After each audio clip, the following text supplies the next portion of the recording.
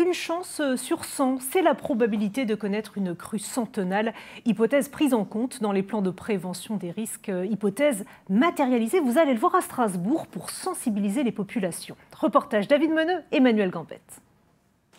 Ce n'est pas le pire scénario, mais celui qui a une chance sur 100 de se réaliser.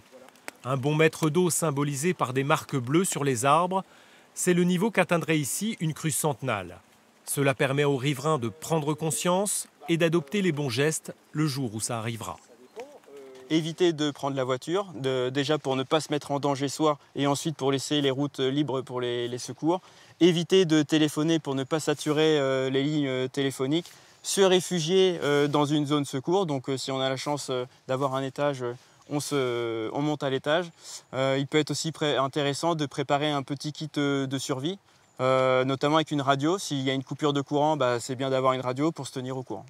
La dernière crue centenale date de février 1990, 4 morts et plus de 100 millions de francs de dégâts.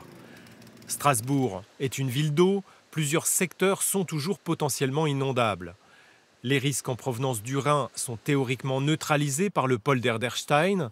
Les crues de l'Ill sont en partie absorbées par le canal de dérivation. Reste le bassin de la Bruche où des inondations importantes peuvent se produire.